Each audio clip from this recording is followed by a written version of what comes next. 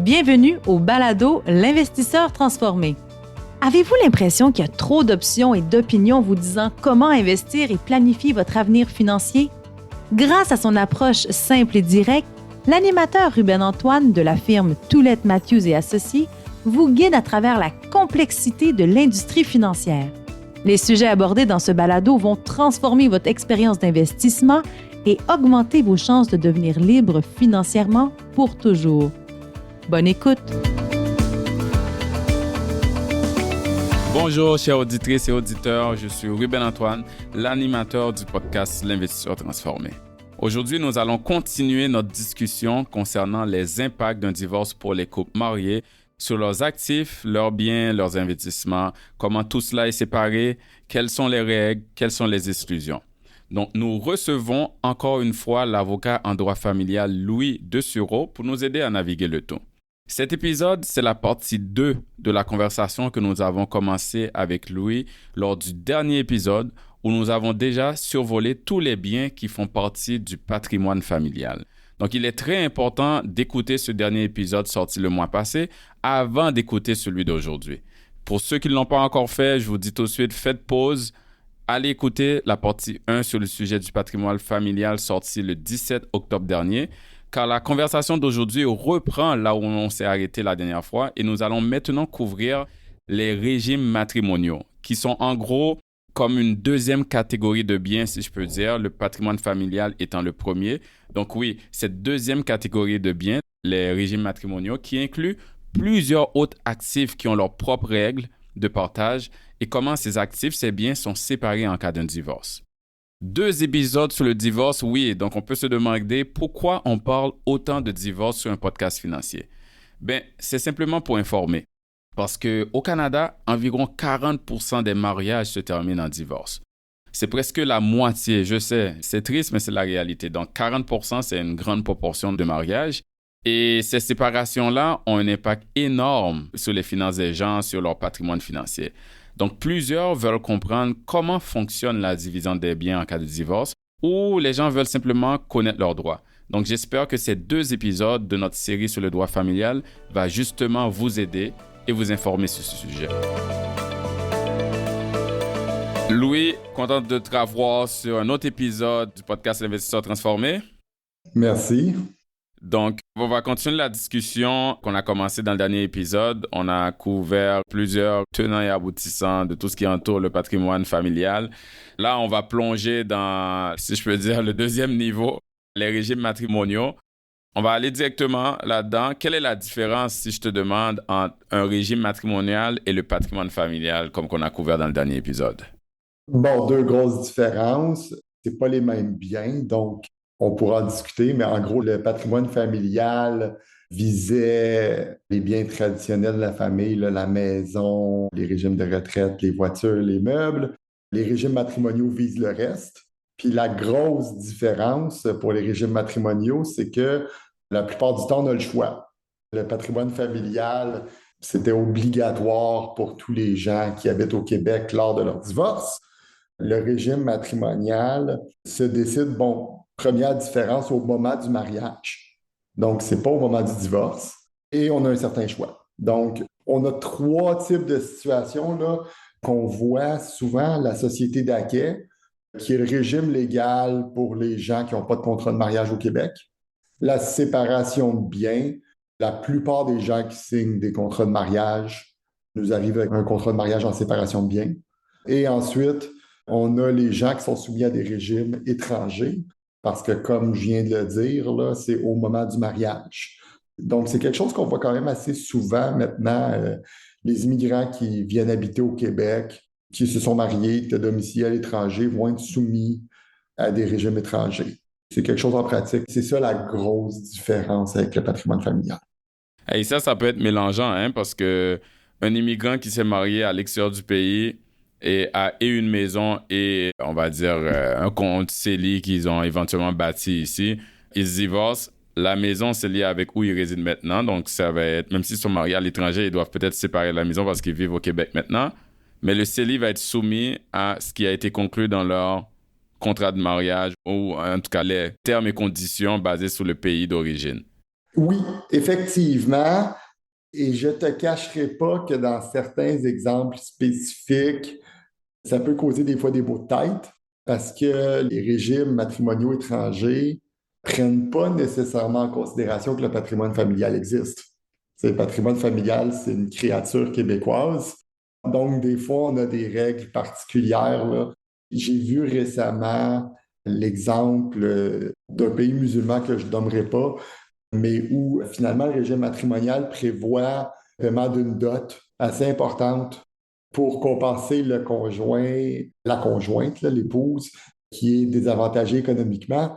Mais là, bon, on avait un divorce au Québec et finalement, si tu finis par payer la moitié de la maison, plus la dot, dans un cas particulier, ça faisait un très gros montant, là. Donc, ça peut. Hey, c'est un gros impact. Oui, donc ça peut donner des maux de tête. Puis c'est quelque chose avec lequel on a à composer, là. C'est quelque chose avec lequel, bon, les générations d'immigrants qui sont arrivés au Québec dans les années 70, 80, 90, début 2000, bon, ils sont amplement en âge de se divorcer, hein, pour ceux qui le font. Donc, c'est quelque chose qu'on voit. Et là où je vois d'autres confusions, en tout cas pour quelqu'un comme moi, là, c'est juste le fait, encore une fois, qu'ils sont traités différemment. C'est le contraire. Les gens se sont mariés au Québec, puis là, ils décident de déménager ailleurs. Théoriquement, si j'ai bien compris ce que tu m'as partagé dans le dernier épisode, on va dire qu'ils ont une maison ailleurs à cause que le patrimoine familial est basé sur où ils résident. Ben, ils se séparent ailleurs. Le patrimoine familial ne s'applique pas. Donc, la maison n'a pas à séparer, mais s'ils avaient laissé des comptes CELI ici et tout, ça, c'est le régime matrimonial qui s'applique. Donc, ça, il faudrait qu'ils le séparent. Ben, là, il faut faire attention parce que dans ce que tu poses, il y a différentes questions. Là, il y a une question de juridiction, puis il y a une question de régime applicable. Donc, en général, les tribunaux québécois ne vont pas accepter de se mêler de divorce de gens qui sont domiciliés à l'étranger. Ça fait du sens, je comprends. OK. Donc là, ensuite, disons pour l'exemple de Québécois qui seraient déménagés en Floride, disons, Ouais. ça serait les tribunaux floridiens qui devraient décider comment est-ce qu'ils reconnaissent les régimes matrimoniaux étrangers, un petit peu tout ça.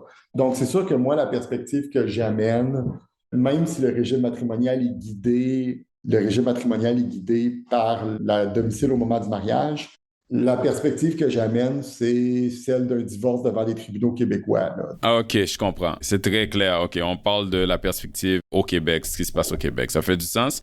Régime matrimonial, il y en a 3 types généraux. Société d'acquêt, séparation de biens, deuxième, et le troisième, les régimes étrangers. Parlons du premier, le régime matrimonial qu'on appelle la société d'acquêt. Peux-tu nous expliquer, parce que ça, c'est un terme société d'acquêt, on comprend qui est pas très dans le langage commun. Donc, qu'est-ce que c'est de façon simple? Disons, si on veut simplifier à l'extrême, c'est dont le patrimoine familial partageait certains biens, la valeur de certains biens accumulés pendant le mariage. La société d'acquêt partage la valeur du reste des biens accumulés pendant le mariage. Pour revenir un petit peu à ce que je disais la semaine passée, là, c'est le fameux est-ce que ma femme a le droit à la moitié? Ben ça, c'est la société d'acquêt, là. Ah, OK, OK. Donc, quand on pense à division de biens lors d'un divorce, le fonctionnement de la société d'acquêt là, est très similaire à celui du patrimoine familial comme qu'on a vu dans le dernier épisode. Mais c'est juste que c'est pas pour le même type de bien. Et oui, il y a des nuances, mais disons que si on veut vulgariser, oui, c'est très similaire. OK. Donc, on se marie, on a une société d'acquêt, tout est divisable de façon très simpliste, là. Mais parlons maintenant de quoi qu'on parle, là, justement. Quel type de bien tombe dans la catégorie des acquêts, là, de la société d'acquêt? Est-ce que ça inclut tout le reste, comme tu as dit, argent de banque, actions d'entreprise, immeubles locatifs, etc.? Ça inclut presque tout le reste. Donc, il y a certains effets personnels, certains instruments de travail qui ne sont pas dans la société d'acquêt, mais compte en banque, actions de société, CELI, immeubles à revenus, l'essentiel des biens auxquels on peut penser qui ne seraient pas dans le patrimoine familial vont effectivement être inclus dans la société d'acquêt. Encore une fois, un petit peu comme le patrimoine familial, c'est la valeur au moment du divorce qui est partageable. C'est pas nécessairement le bien lui-même, là. On l'évalue au moment du divorce. Ça peut devenir important pour certains biens. Puis je me souviens, dans notre dernière discussion, Louis, tu m'as parlé aussi qu'on parlait du patrimoine familial, qu'il y a certains biens qui n'étaient pas inclus ou qui sont exclus, si je peux dire, qui ne sont pas sujets là, à séparation si on parle, par exemple, d'un héritage ou d'un don qu'on a reçu de notre famille. Est-ce que c'est similaire aussi dans ce cas-là pour la société hacker? Est-ce qu'il y a des biens qui sont considérés comme c'est à toi, qu'importe la situation, et ça peut être sujet à une séparation lors d'un divorce? Oui, comme on dit, ça marche essentiellement de la même façon. Donc, un bien qui t'appartenait au moment du mariage. Tu avais un compte CELI, ça valait 100 000. Ouais, Quand tu t'es marié, tu devrais garder ce compte CELI-là. exactement. Ou le bien acheté en remplacement. Donc, j'avais un immeuble à revenu, je le vends, je m'achète un nouvel immeuble à revenu. Il va y avoir un petit peu comme dans le patrimoine familial. On va regarder l'équité au moment du mariage, on va regarder la prise de valeur, on va faire le même type de calcul. Et les dons et héritages également, là. Donc, ça ressemble au patrimoine familial. Maintenant, il y a quand même une certaine nuance, je pense, qui est importante de souligner, puis que j'avais souligné à la fin du dernier épisode. Quand on est marié au Québec, on peut être soumis au patrimoine familial à la société d'acquêt en même temps. Et ça peut donner lieu à des situations, des fois, un petit peu curieuses. Ah ouais, comme quoi? Est-ce que tu as des exemples? Oui, oui, oui. Exemple que j'ai déjà vu, là, un des deux époux a un immeuble à revenu au moment du mariage. L'autre époux a le condo dans lequel les époux habitent au moment du mariage. OK? Disons qu'ils valent la même chose, là. Donc, disons, les deux n'ont pas d'hypothèque, les deux valent un demi-million au moment du mariage. Les parties se marient. Un an après le mariage, ils décident qu'ils veulent une plus grosse résidence et ils décident, bon, on va vendre et l'immeuble à revenu et le condo pour s'acheter une plus grosse résidence. C'est logique, 500 000 chaque, ça va nous donner un dépôt sur la résidence d'1 million de dollars. Dans ce cas-là, assez curieusement, parce que le condo était la résidence familiale et que le nouveau bien est un bien du patrimoine familial, la résidence familiale, il va y avoir une déduction.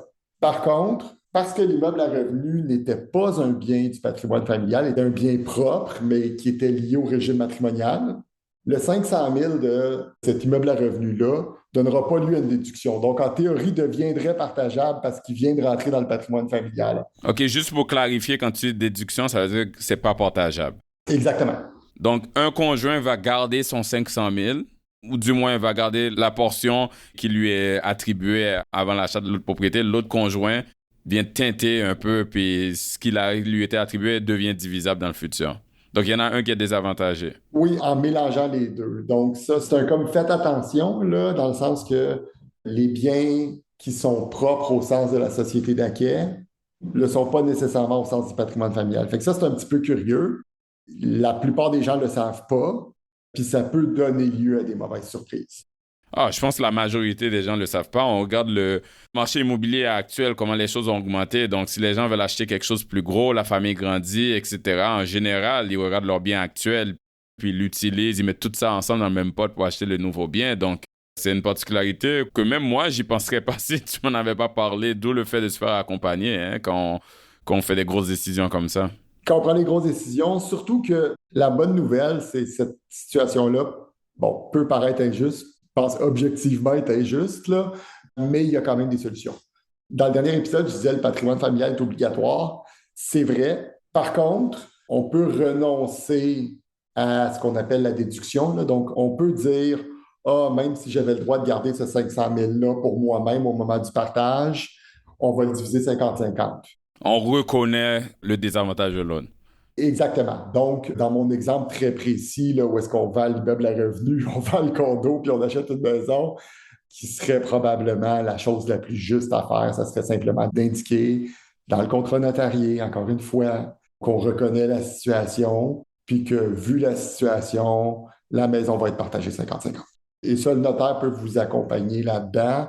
Donc, c'est bon de poser justement les questions au notaire. C'est bon, quand on est marié, puis on se pose des questions sur comment ça va être partagé au moment du divorce, votre notaire, normalement, connaît ces réponses-là. Donc, c'est bon de prévoir en amont et qu'est-ce qui se passe avec telle partie de ma mise de fonds, parce que malheureusement, on a trop souvent des gens qui disent « Oh, on avait une entente entre nous au moment de l'achat », puis je leur demande « Bon, parfait, fait que peux-tu me montrer l'acte de vente, s'il te plaît? » Puis l'acte de vente dit quelque chose de complètement différent. Tu sais, je pense que la communication, encore une fois, tu sais, je vais revenir là-dessus, mais c'est vraiment mon thème pour les époux mariés qui ne veulent pas de mauvaises surprises. La clarté, Tu sais, on n'a pas voulu en parler au notaire parce qu'on pensait que ce serait trop compliqué. Non, payer des dizaines de milliers de dollars à des avocats pour démêler tout ça, c'est compliqué. Avoir une, Ouais, ça coûte plus cher, c'est compliqué. Ouais. avoir une discussion d'une demi-heure avec son notaire, ça ne l'est pas tant que ça. Exactement. Est-ce qu'il y a d'autres particularités comme ça avec les immeubles à revenus, qu'on parle des loyers ou quoi que ce soit? Oui, oui. Dans mon exemple, l'immeuble à revenu, donc la valeur au moment du mariage est propre. Par contre, les revenus que l'immeuble génère, ça fait partie de la société d'acquet. Fait que là, bon, Ah. avec les immeubles à revenus, ce qui est compliqué des fois, puis ce qui va se passer. Oh, ça c'est Ouais, complexe. Des fois, on utilise les revenus pour faire une rénovation sur l'immeuble qui après augmente la valeur de l'immeuble. effectivement, ou sinon, nous, ce qu'on a qui est vraiment complexe, on utilise les revenus pour payer l'hypothèque. Ensuite, on utilise l'hypothèque pour créer de l'équité, pour utiliser pour mise de fonds pour le nouvel immeuble. Et parce que c'est ça qu'un investisseur immobilier, c'est essentiellement ça qu'il fait, là. Qui bâtit son parc, là? Ouais, c'est ça qu'il fait. Il est toujours en train de, si on veut l'anglicisme, le leverager ses anciennes propriétés pour en acheter des nouvelles. Mais comment vous démêlez tout ça, là? L'immeuble en tant que tel avant le mariage. Parce que, juste pour clarifier, l'immeuble en tant que tel avant le mariage est propre, donc pas sujet à être séparé, mais la croissance de la valeur de l'immeuble sur ce montant-là est propre aussi, de ce que je comprends, non? Oui, Mais les loyers sont sujets à être divisés. oui. Mais les loyers payent l'hypothèque et les loyers peuvent être utilisés pour faire des rénovations, puis on peut utiliser l'effet de levier. Donc, oui, Ça peut être un mal de tête.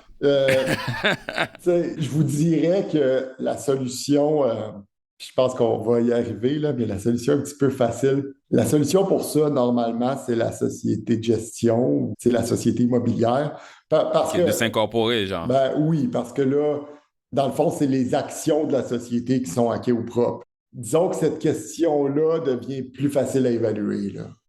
Est-ce qu'il y a des gens sous recommandation, ils ont 2 immeubles maintenant? Là, je parle pas des autres impacts fiscaux ou financiers, mais du côté légal en droit familial, une recommandation pourrait être avant le mariage de rouler de toute façon, en général, je suis pas fiscaliste là, mais je pense qu'on peut le faire un roulement sans impact fiscal, mais de mettre leurs immeubles dans une société de gestion pour, si on veut protéger par rapport à le risque ou toute la confusion qu'on vient de discuter. Oui, il faut faire attention. Par contre, là, il y a toujours une question quand on arrive la semaine avant le mariage, puis on a discuté avec notre future épouse d'un contrat de mariage, puis elle nous a dit non, d'aller s'incorporer la semaine avant le mariage, Ça ça va peut, causer le divorce en fin de compte. oui, ou même d'autres risques, là. Il y a une question de timing. Tout ce que je vais dire là-dessus, c'est que de manière générale, les gens qui se sont incorporés plus tôt que tard nous causent moins de maux de tête, là. Plus de manière préventive que essayer de le faire pour avant le mariage, là, j'avoue que... À moins que les gens s'entendent, là, mais ouais, À je moins que comprends. les gens... Oui, non, c'est ça. Si les gens s'entendent, il n'y a vraiment pas de problème, là. Ouais. Mais c'est sûr qu'il y a une question de timing. Mais de manière préventive, pour moi, ça simplifie ma job parce que si je dois qualifier, bon, est-ce que les actions sont hackées ou sont propres, c'est plus facile que de faire tout selon le calcul-là avec des immeubles à revenus détenus personnellement.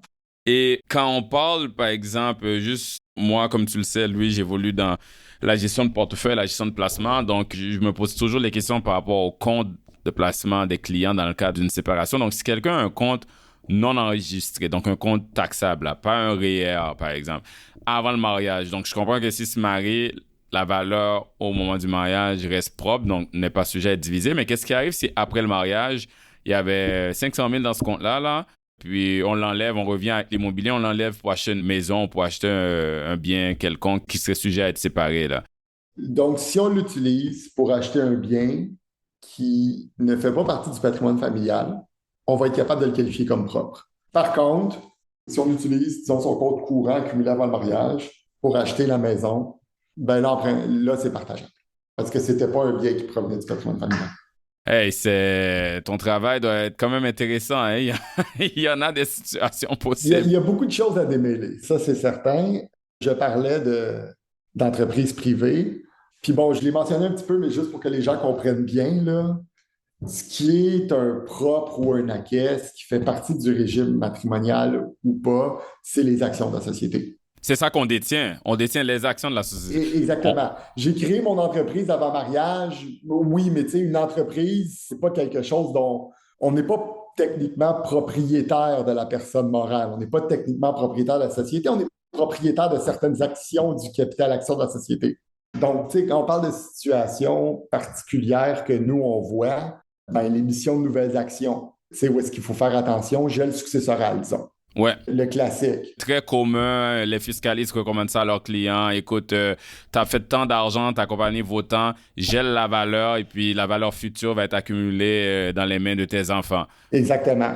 Si on parle d'une entreprise qui a été créée avant le mariage, puis là, je vais prendre un exemple, là, pas une semaine avant le mariage, 10 ans avant le mariage. Comme qu'on a dit tantôt.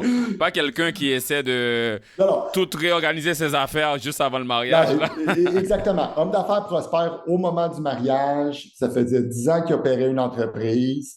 5 ans plus tard, son fiscaliste a une idée géniale. On va geler la valeur de ton entreprise. On va faire un gel successoral. Bon, dans le mécanisme de gel successoral, ce qui arrive typiquement, c'est qu'on va convertir nos actions ordinaires en actions privilégiées qui valent la valeur actuelle de l'entreprise et on va émettre des nouvelles actions ordinaires. Aux enfants, mettons. Ou même à nous-mêmes, aux enfants, mais disons à nous-mêmes dans ce cas-ci, OK? Donc, j'achète des nouvelles actions ordinaires pour 100 $. Mais ces actions-là, c'est des acquis. C'est là qu'il faut faire attention. Oh, ça, c'est fou quand même. Parce que du côté fiscal, ça peut être une bonne stratégie, mais il faut faire attention du côté légal. Oui, il faut faire attention parce qu'après ça, disons, on divorce un autre 10 ans plus tard, puis entre-temps, l'entreprise a pris 10 millions de valeur. Ben, en fait, c'est ce 100 $-là qui a pris le 10 millions supplémentaires. Donc, juste à cause du gel, on vient convertir une partie de la valeur de l'entreprise qui aurait pu rester complètement non partageable. On a fait une belle stratégie fiscale, mais il y a une partie qui devient partageable. Effectivement. Encore une fois, c'est une question de poser les bonnes questions à ces professionnels.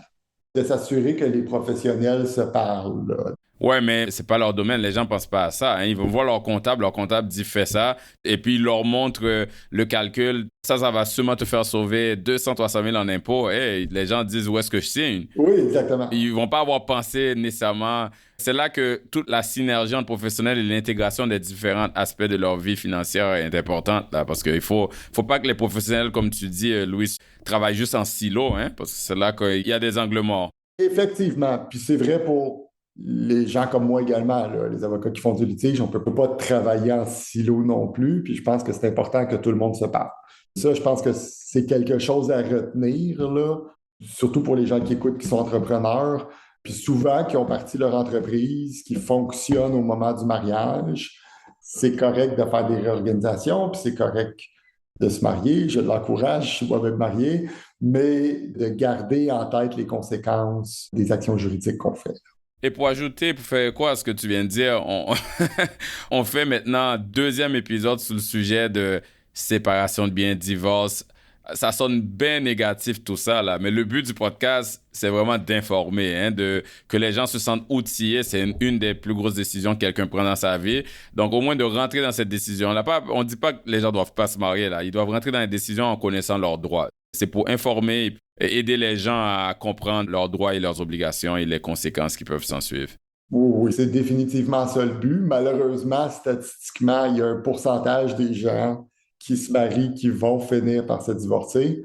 Puis, bon, je sais que des fois, les avocats, il y a une certaine image que les gens ont. La bonne nouvelle pour nous, c'est qu'on a assez de travail. Donc, en fait, si les gens peuvent prendre des conseils qui vont réduire notre quantité de travail, puis qui vont rendre les choses plus faciles, si le négatif devait arriver, c'est vraiment ça le but, là. Donc, on parle beaucoup de biens qui sont séparables, puis avec tout le concept de la société d'acquêt, on comprend que en plus du patrimoine familial, tout le reste pourrait être séparable. Mais revenant à ce qui n'est pas partageable, justement, là, les dons et héritages, c'est jamais partageable. Dans le fond, si moi, je reçois un héritage et je l'investis, la croissance n'est pas partageable, mais aussi les revenus, les dividendes, les intérêts. Comment ça fonctionne, ça? Ça dépend. Donc, sans rentrer dans les détails, c'est prévu au Code civil que les fruits et revenus seront partageables, sauf si le donataire le spécifie. Donc, si le testament prévoit que les fruits et revenus ne seront pas partageables, ça ne sera pas partageable. Si l'acte de don prévoit que les fruits et revenus ne seront pas partageables, ça ne sera pas partageable. Donc, c'est une question de mettre les choses par écrit, puis c'est une question de rédaction. Donc, les deux sont possibles. Les gens doivent s'assurer que dans leur testament, non seulement ils mettent leurs bénéficiaires, si je décède, tout va à ma fille, il faut qu'il y ait la clause et les fruits et revenus de ce héritage-là là, n'est pas partageable pour que quand elle reçoit, si et quand elle reçoit l'argent, elle l'investisse, que les dividendes d'intérêt restent aussi à elle dans le futur. Oui, puis la même chose pour les actes de donation, là, la même chose. C'est vraiment ça l'idée, là. Les professionnels sont au courant. C'est vraiment juste une question de communication, puis de s'assurer que finalement, ce qu'on avait l'intention de faire, ben, c'est ça qui arrive en réalité. OK, donc ça fait un bon survol, Louis, du premier régime, qui est un peu le régime par défaut, là, si on ne fait pas de choix, qui est le régime matrimonial de la société d'Aquet. Mais il y a un autre choix qui est possible. L'autre choix, c'est de pas aller avec le régime par défaut, mais de signer un contrat de mariage. C'est là qu'on tombe dans la deuxième catégorie, le deuxième régime matrimonial qu'on appelle le régime de la séparation des biens. C'est quoi les options que ce contrat-là offre au couple? C'est quoi les implications aussi de faire un choix de faire un contrat? Ben, la première des choses au niveau des contrats de mariage, ce qu'on voit effectivement le plus souvent pour contrat de mariage, c'est séparation de biens. Mais ce qu'il faut savoir, c'est que c'est pas obligatoire d'être en séparation de biens si on fait un contrat de mariage. Il y a quand même une liberté contractuelle. Donc, on pourrait prévoir une espèce de société d'acquet moins. On va marcher en société d'acquet, mais certains biens ne seront pas partageables. OK, donc on peut dire juste mon entreprise n'est pas partageable, mettons. On pourrait en théorie. Donc, c'est ça que je disais, la différence entre les régimes matrimoniaux et le patrimoine familial, c'est vraiment au niveau du choix, là.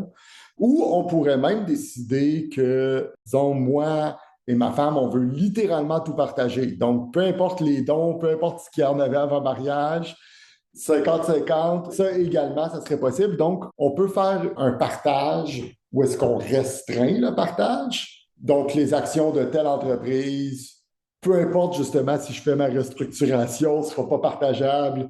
Puis c'est prévu, j'accepte de partager tout le reste, mais ça, même si mon fiscaliste ne fait pas de vérification, c'est pas grave. Ou on peut prévoir exactement le contraire, qui est même si ça ne serait pas partageable, tout va être partagé. Donc, on a une liberté contractuelle. En réalité, ce qu'on voit la plupart du temps qu'un contrat de mariage, c'est une séparation de biens.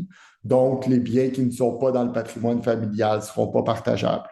On voit aussi, moi j'ai vu récemment, puis je trouvais que c'était quand même une bonne idée, c'est un contrat de mariage où c'est prévu que les biens du patrimoine familial seront partagés même si on est à l'étranger.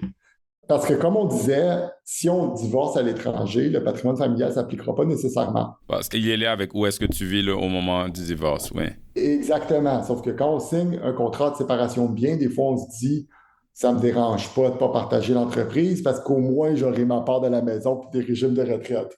Sans rentrer trop en détail, il y a quand même une panoplie de choix qu'on peut faire au moment du mariage pour des arrangements entre nous, là. C'est pas limité. C'est vraiment flexible et on peut le personnaliser, là, dépendant de notre entente entre conjoints. Puis, ça me fait penser, Louis, on entend souvent parler des fameuses ententes prénuptiales, là, ce qu'on appelle les prenup aux États-Unis. Tu sais, on est tous familiers, on voit à la télé les célébrités ou les riches familles qui parlent de signer un prenup parce que la jeune héritière va marier quelqu'un de classe sociale plus, si je peux dire, commune. Est-ce que c'est à ça qu'on fait référence quand on parle de contrat de mariage au Québec? Est-ce que c'est le fameux prenup? Pas vraiment. Il y a deux choses à dire qui différencient, puis je pense un petit conseil pour les gens qui pensent un jour déménager aux États-Unis. La première des choses, c'est qu'il y a beaucoup de prenup américains qui ne traitent pas seulement du partage des biens. Puis ça, je l'ai mentionné très rapidement en passant au dernier épisode, mais quand on se divorce au Québec, il y a également des droits alimentaires. Et aux États-Unis, il y a quand même plusieurs juridictions dans lesquelles on a le droit de prévoir de limiter la pension alimentaire pour épouse. Ah ouais, de ne pas avoir à payer tant à notre ex-conjoint ou conjointe par mois ou par année. OK. Exactement. Et ça c'est pas possible au Québec. OK. C'est un droit acquis au Québec. C'est un calcul, il faut le payer. Pour épouse, c'est pas un calcul. C'est différents facteurs, mais on peut pas dire « je le demanderai pas au moment du divorce ». OK. Le contrat de mariage qu'on parlait tantôt, on peut pas s'entendre, je vais pas te payer ça parce qu'on s'est entendu. Non, exactement. Des fois, on a des clauses particulières, donc je vais te payer un tel montant par année ou tout ça. Il y a certains petits arrangements qui peuvent être faits. Je ne rentrerai pas trop là-dedans, mais de simplement dire, j'aurai pas de pension pour épouse à payer à la fin du mariage. Ça, au Québec, on ne peut pas le faire. Dans certains prenups américains, on peut le faire. Autre petite chose, puis ça s'applique pour les gens qui voudraient aller habiter aux États-Unis. La plupart des États américains prévoient que pour qu'un prenup ou un contrat de mariage soit valable, il faut avoir bénéficié de conseils juridiques indépendants. Ici au Québec, on peut simplement aller voir un notaire, faire un contrat de mariage. Il y a plusieurs États américains où un contrat simplement signé devant notaire, dans lequel il n'y a pas eu d'échange d'informations financières, ça ne serait pas suffisant. Donc, si le couple a un enjeu, qui veut un contrat de mariage qui sera reconnu aux États-Unis, il faut aller voir des avocats. Il faut aller voir des avocats puis consulter des avocats. Parce que votre risque, sinon, si on va simplement voir un notaire, séparation de biens, parfait, on déménage aux États-Unis, il y a un risque assez sérieux que dans certains États, ce contrat-là ne soit pas reconnu.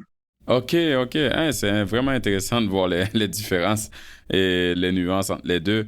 Mais on parle beaucoup, Louis, de contrat de mariage, de séparation de biens. Quand on parle de l'aspect humain, là, ou même toi, dans ta pratique, comment ça se passe généralement, cette discussion-là entre futurs mariés qui veulent signer un contrat de mariage? Parce que j'imagine, c'est pas très romantique comme discussion. Là, on s'aime, on planifie notre mariage, puis là, hey, si on se divorce, voici ce qui reste à moi, voici ce que je garde. Est-ce que c'est un sujet difficile à aborder? C'est peut-être un sujet difficile à la maison. Je vais te dire, pour la bonne nouvelle, pour moi, c'est qu'en général, quand les gens viennent me voir, le sujet a déjà été abordé avant de venir me voir. C'est un bon point. La partie un peu inconfortable est faite à la maison. Des fois, il en demeure. Je négocie quand même assez fréquemment des contrats de mariage là, avec des avocats représentant l'autre futur époux, future épouse. Je dirais qu'en général, c'est assez courtois puis ça se passe bien.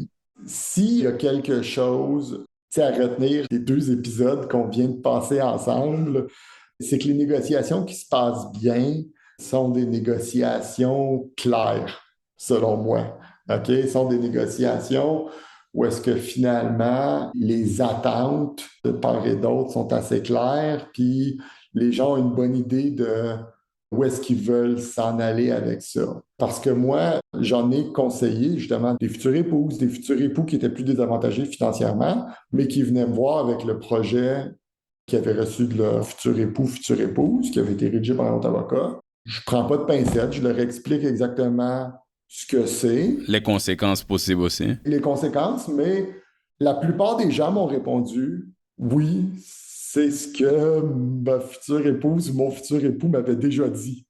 OK? Donc, tu sais, à ce moment-là, je te dirais que c'est pas particulièrement difficile.